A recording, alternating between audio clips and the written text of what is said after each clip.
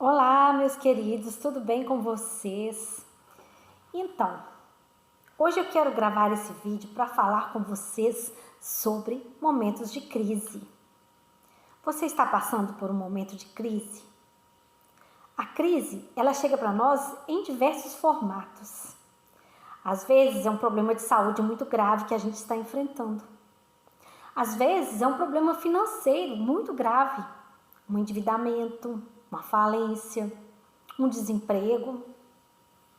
Às vezes é um problema de relacionamento com alguém da sua família, com seu parceiro ou parceira, com seu filho, com alguém do seu trabalho, que está te trazendo transtornos muito grandes. Às vezes é a nossa saúde que não está bem e nós estamos aí capengando. Às vezes é a perda de alguém que nós amamos muito, ou por uma morte, ou por uma separação, que também se iguala a um luto. E então nós nos sentimos como num beco sem saída, como se não tivesse solução para aquilo que nós estamos sentindo, passando naquele momento. E aí eu quero trazer para vocês algumas reflexões a respeito do momento de crise. Nós podemos ter duas posturas diante de uma crise. A postura de vítima, onde eu me vitimizo, lamento, choro, reclamo e fico ali inerte, sendo refém daquela situação. E então o que eu faço? Nada. Eu cruzo os braços e começo a me sentir o último dos coitadinhos. Como dizem, o cocô do cavalo do bandido. E então trago para minha mente todos aqueles pensamentos de não merecimento, de que está acontecendo isso comigo, é porque eu mereço que isso aconteça, é porque eu nunca vou dar certo, é porque tudo comigo dá errado, é porque só os outros se dão bem na vida. E então todos esses pensamentos de autossabotagem corroboram para que eu continue me sentindo uma vítima e não tenha nenhum tipo de ação. E o que vai acontecer comigo? Vou afundar mais e mais neste abismo, porque quando a gente acha que já aconteceu o pior conosco, o problema é que pode ser sempre um pouquinho pior. Como dizem também no outro ditado, não há nenhum bem que dure para sempre, nenhum mal que seja permanente. Como também não há nada tão ruim que não possa piorar.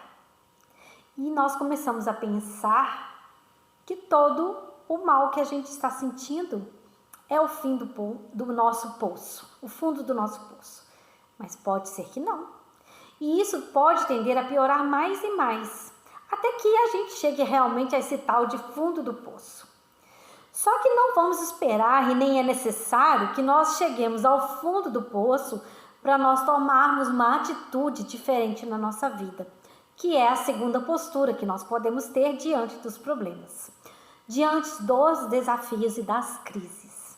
A postura de se empoderar, de entender que tudo, na verdade, é responsabilidade sua, minha, 100% responsabilidade.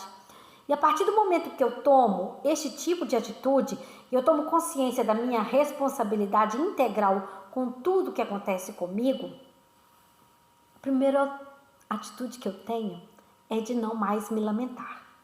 Eu não fico mais sentada, prostrada, lamentando tudo que aconteceu comigo, que fizeram comigo, porque eu, tadinha, sou sempre a vítima, eu sou sempre a mocinha. E os outros, são os bandidos. E quando eu tomo esse tipo de atitude, vem uma outra questão para mim, que é uma autoanálise. Eu começo a entender se eu sou responsável por esta situação, o que eu fiz ou qual é o perfil meu que está provocando, gerando esta situação em minha vida. E muitas vezes eu vou entrar então num processo de autoconhecimento. E neste processo de autoconhecimento eu vou perceber que existem as tais crenças limitantes e os tais comportamentos autossabotantes que com certeza têm participação nessa situação que está acontecendo comigo agora, porque o que gera o que eu vivo, a minha realidade agora, é o que está dentro do meu inconsciente / subconsciente. É o conteúdo que está dentro de mim que gera a minha realidade externa. E se eu tenho condições de fazer essa análise e começar a perceber quais são esses conteúdos que estão gerando a situação que eu estou vivendo agora, o primeiro passo, então, é que eu vou focar na mudança das minhas crenças limitantes. Focar na ressignificação das coisas que eu acredito. E aí vou também mudar o meu padrão de autossabotagem. Eu li um livro muito bacana que se chama Como Deixar de Se Preocupar e Começar a Viver. Você já parou para pensar que quando você está preocupado, você não está vivendo? Você está vivendo, na verdade, na ansiedade. E a ansiedade nada mais é do que o excesso de futuro na nossa mente.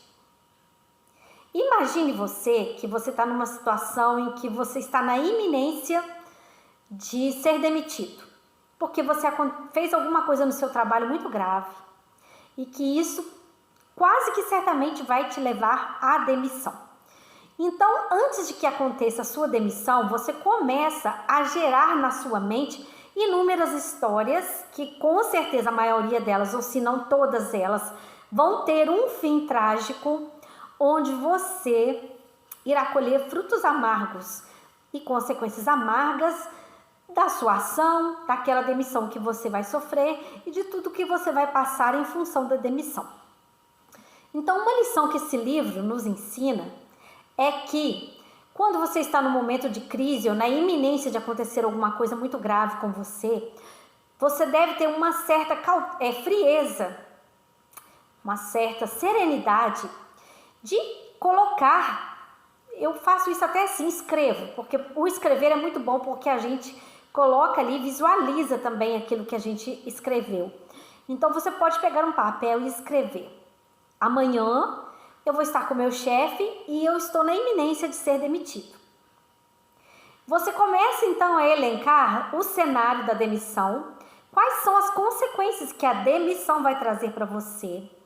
Coloca tudo ali no papel. Então eu vou ser demitido, logo eu vou ficar com problemas financeiros, eu vou ficar com problemas, às vezes se você é casado ou casada, vai ter problemas dentro da sua casa, na própria relação, na relação com o seu parceiro, parceira, com seus filhos. Então vai colocando, vai elencando, listando as consequências daquela sua possível demissão. Quando você visualiza tudo o que seriam as consequências daquela situação de demissão que você iria enfrentar, você começa a perceber o máximo de coisas, entre aspas assim, negativas, que pode me acontecer se eu for demitida. E você vai perceber então que existem coisas que são inevitáveis. Existem coisas que nós podemos trabalhar, interagir com elas de uma forma diferente. As coisas inevitáveis, não adianta que nós nos preocupemos, que, por exemplo, se eu passei por uma situação em que eu fui demitida, é inevitável que por alguma razão, algum tempo, um período, eu tenha alguma dificuldade financeira. É inevitável. Mas eu posso gerenciar isto de alguma maneira. Posso buscar um trabalho alternativo, eu posso fazer, como dizem, um bico que vai me auxiliar a ter algum recurso, alternativo nesse período. Eu posso então começar a elencar possíveis saídas alternativas para aquela situação que eu estou passando. E se houver alguma situação dessas que é irremediável, que não tem o que fazer, o que eu vou fazer, gente? Se é irremediável, como dizia minha avó, remediado está. Se não tem saída, então é isso mesmo que tem para hoje. E aquelas situações em que eu consigo gerenciar e buscar alternativas, eu vou traçar ali algum plano para poder gerenciar com alguma organização aquelas alternativas que eu tenho. Por outro lado, eu coloco um cenário positivo, onde eu não serei demitida, onde eu terei uma oportunidade de refazer aquele caminho lá dentro do meu trabalho, garantir que meu emprego continue. Então eu vou perceber que existem possibilidades e cenários.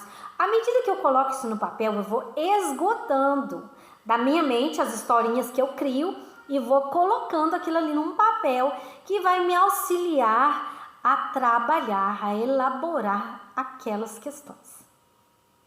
Isso, gente, nos ajuda imensamente, vocês não têm ideia.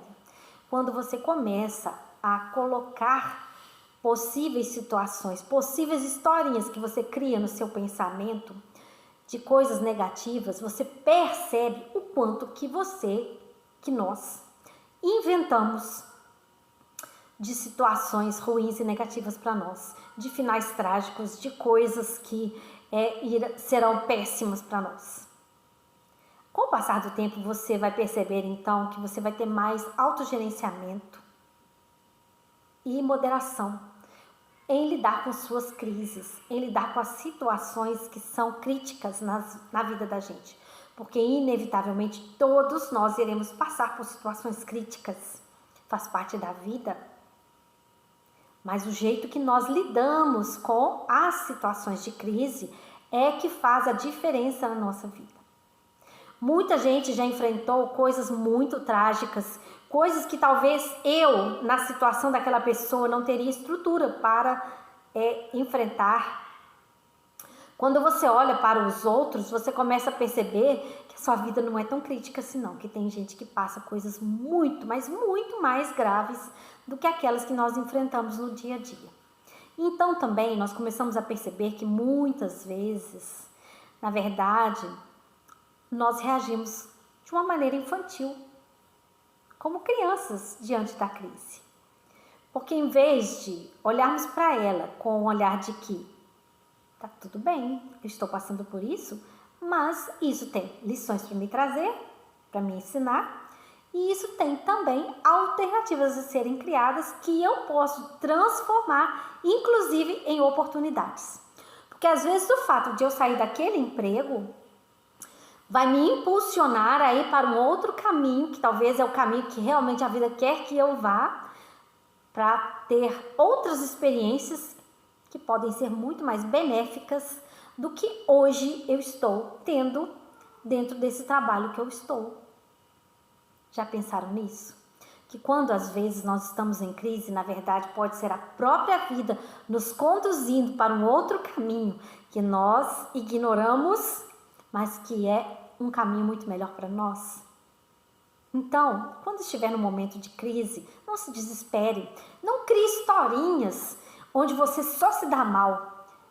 Acalme-se, tranquilize seu coração e comece a olhar para a crise com um olhar sereno, um olhar de investigação.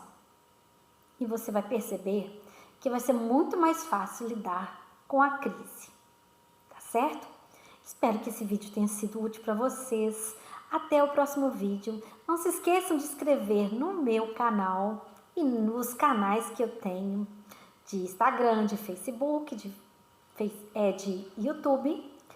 E para compartilhar com outras pessoas, se você achar que este conteúdo vai ser útil para outras pessoas. Deixe também seu joinha, seu like aqui. Um beijão e até o próximo vídeo.